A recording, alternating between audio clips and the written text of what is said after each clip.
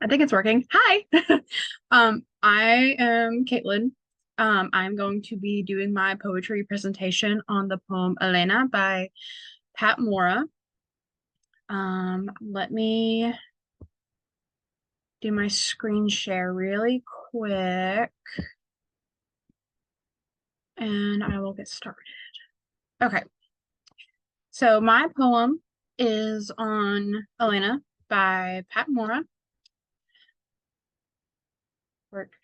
Thank you. Okay, a little bit about Pat Mora. She was born in 1942 in El Paso, Texas. Um, her grandparents came from northern Mexico, so her family was originally from Mexico and they crossed the border into El Paso. She graduated from the University of Texas and then she went on to teach for the El Paso Public Schools, Community College, and the University of Texas. Um, She started professionally writing in the early 1980s. Her work is mostly centered around life on the Mexico-United States border.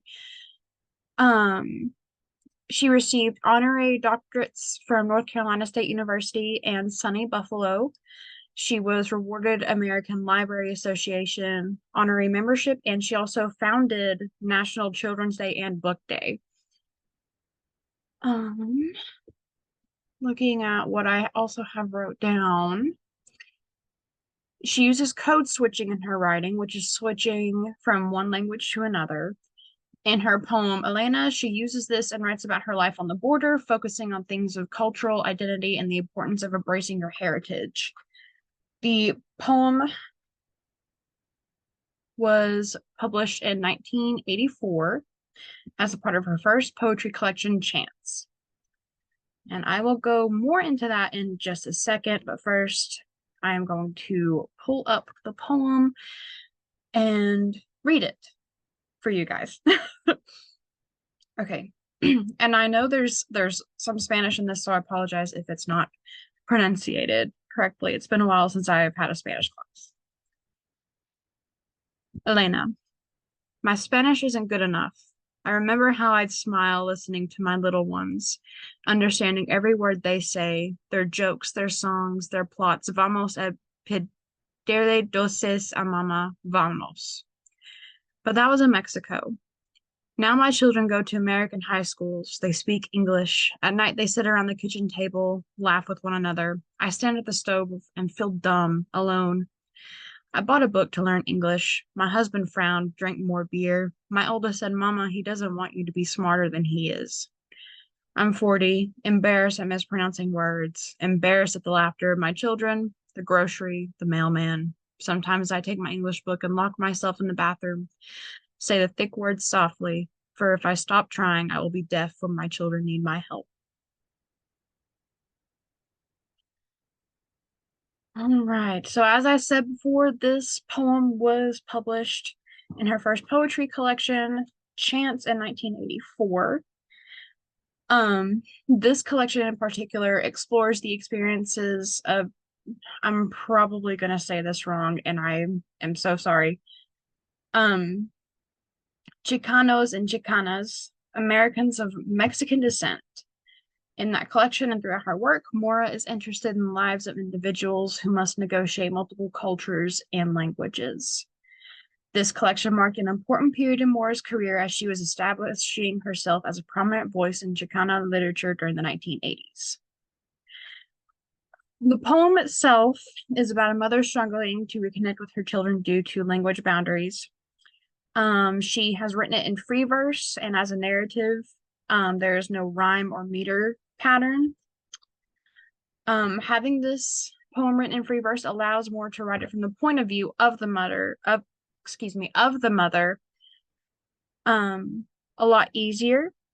Since the mother does not know English fully, Moore writes it using simple diction and sentence structure. I need to move to the next slide. Sorry. Yes, okay. The tone of the poem is reflective, poignant, and somewhat sad. It conveys a sense of vulnerability, frustration, determination, and resilience.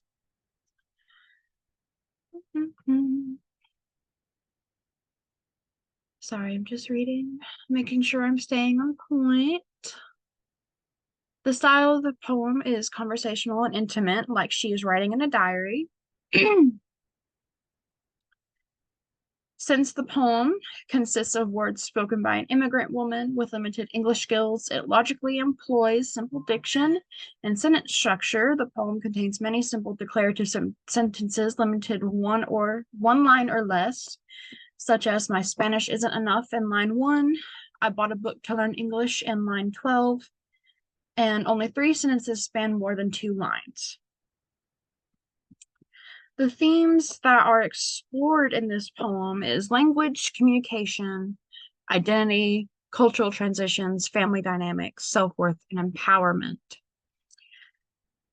She shows off and executes these themes through narrative style, vivid imagery, specific details, straightforward language, symbolism such as the English book and being in the bathroom. These are symbolized as places of solitude and learning, and syntax to convey complex emotions and situations. Next slide. Some things that critics have said is that the poem is appreciated. Sorry, I lost my train of thought for a second. It is appreciated for its emotional resonance, narrative clarity, and insights into challenges bilingual individuals and families face. They have also discussed Elena within the framework of Mora's thematic concerns, stylish choices, and significance in portraying the immigrant experience and cultural identity in America. This poem in particular was influenced by the Chicano movement, which emerged in the 1960s and 70s. The movement sought social and political empowerment for Mexican Americans. I'm sorry, my phone keeps going off. And emphasized pride and cultural heritage and identity. Mora's, excuse me, Mora's exploration of Mexican American identity and bilingualism reflects the themes championed by the Chicano movement and her own experiences growing up in a Mexican American family and her interactions with language and culture in a bilingual environment inform her poetry.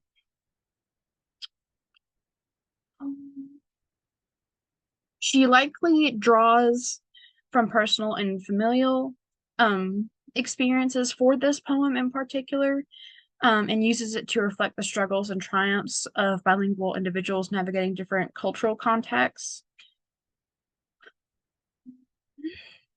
Oh my God, I lost my thing, sorry.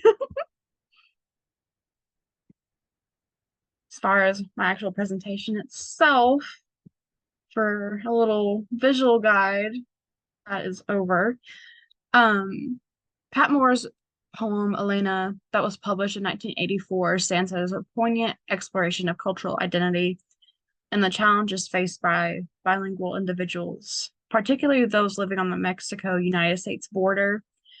Through her use of free verse and simple yet evocative language, Mora captures the emotional complexities of a mother striving to reconnect with her children amidst linguistic and cultural barriers.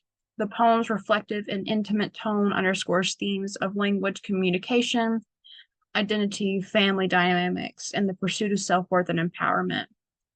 By employing code switching and vivid imagery, Mora not only portrays personal experiences, but also addresses broader societal issues, resonating with readers who navigate multiple cultures and languages.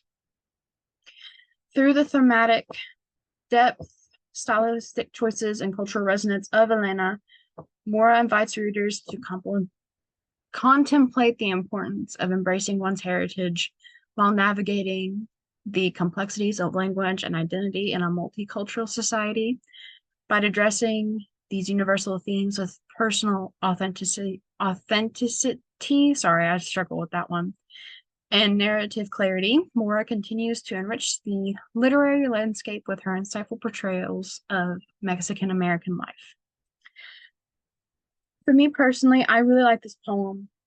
Um, there's so much emotion in it, and it really resonated with me, not necessarily from like a personal standpoint, but just how deep the emotion goes in it. That's what really stuck out to me. I really like poems that show emotion more than just outright telling you.